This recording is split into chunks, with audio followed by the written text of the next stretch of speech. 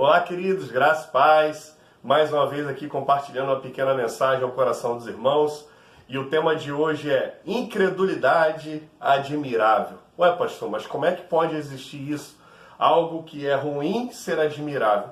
Pois bem, nós vamos compartilhar um pequeno texto que está lá em Marcos, capítulo de número 6, para que você possa compreender melhor aquilo que eu estou falando. Amém? Diz assim o texto, Marcos, capítulo 6, versículo 1. E partindo dali, chegou à sua terra, e os seus discípulos o seguiram, e chegando o sábado, começou a ensinar na sinagoga, e muitos ouvindo se admiravam, dizendo, de onde lhe vêm essas coisas, e que sabedoria é esta que lhe foi dada? E como se fazem tais maravilhas por suas mãos? Não é este o carpinteiro, filho de Maria, irmão de Tiago e de José, e de Judas e de Simão? E não estão aqui conosco suas irmãs? Escandalizavam-se nele. E Jesus lhes dizia, não há profeta sem honra senão na sua terra, entre os seus parentes e na sua casa.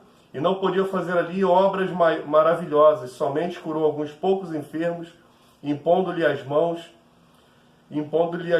e estava admirado da incredulidade deles, e percorreu as aldeias vizinhas ensinando.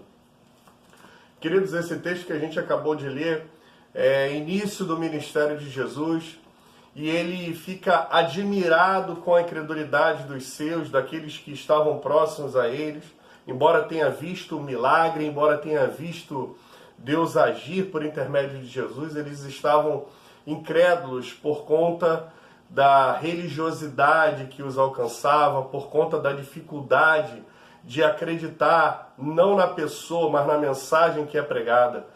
E o que vai fazer a diferença não é o semeador, mas a semente, é a mensagem que será pregada. E isso a gente viu na vida de Jesus. Porém, nós também temos um texto que está lá em Lucas, capítulo de número 7, em que Jesus se apresenta na cidade e o centurião manda ter com Jesus. E eu quero ler também esse texto porque da mesma maneira que há uma incredulidade admirável, também há uma credulidade admirável, há uma fé extraordinária. E é essa fé extraordinária que eu e você precisamos para viver os milagres do Senhor, para desfrutar das coisas lindas que Deus tem para nós. O texto diz assim, o centurião de Cafarnaum é a epígrafe do texto que diz, e depois de concluir todos esses discursos perante o povo, entrou em Cafarnaum e o servo de um certo centurião, a quem este muito estimava, estava doente e moribundo. E quando ouviu falar de Jesus, enviou-lhe uns anciãos dos judeus, rogando-lhe que viesse curar o seu servo. E chegando eles juntos de Jesus, rogaram-lhe muito, dizendo, é digno de que lhe concedas isso, porque ama a nossa nação e ele mesmo nos edificou a sinagoga. E foi Jesus com eles, mas quando já estava perto da casa, enviou-lhe o centurião uns amigos, dizendo-lhe, Senhor, não te incomodes, porque não sou digno de que entres debaixo do meu telhado. E por isso nem ainda me julguei digno de ir ter contigo. Dize, porém, uma palavra e o meu criado sarará, porque também eu sou homem sujeito à autoridade e tenho soldados sob o meu poder. E digo a este vai, e ele vai, e a outro vem, e ele vem. E ao meu servo faz isto, e ele o faz. E ouvindo isso, Jesus maravilhou-se dele. Voltando, disse à multidão que o seguia, digo-vos que nem ainda em Israel tenho achado tamanha fé.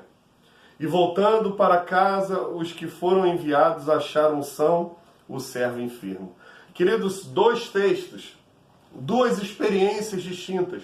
Uma, o povo acompanha Jesus, vê os milagres, os sinais, mas questiona por conta da pessoa de Jesus.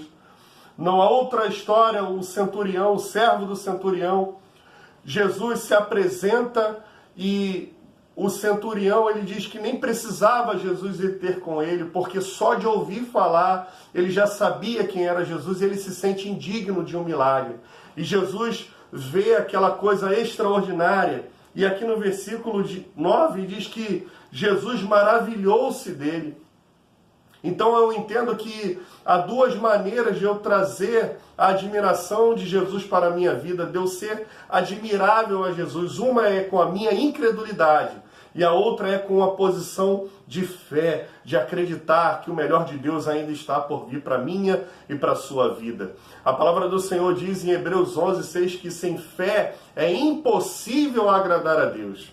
E nós precisamos agradar ao Senhor por intermédio da nossa fé. Se eu e você quisermos ser admiráveis pelo Senhor, nós precisamos fazer a opção correta, porque inevitavelmente, ou nós vamos verdadeiramente ser admiráveis a Jesus por intermédio da nossa incredulidade, ou nós seremos admirados por Jesus por conta da nossa credulidade, por conta da nossa fé, de nós acreditarmos num Deus verdadeiro, justo e fiel, que cura, salva, liberta, batiza, transforma a vida como transformou a minha vida e pode transformar de muitas outras pessoas, inclusive a sua, talvez, que esteja ouvindo, vendo este vídeo.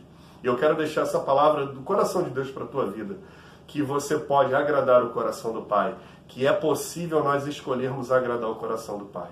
Fique atento a tudo aquilo que Deus tem para fazer na tua vida, não duvide, não duvide. Não caia no engano de duvidar, porque o que há de melhor de Deus está por vir para mim e para a tua vida. E que o Senhor te abençoe muitíssimo. Deus abençoe em nome de Jesus.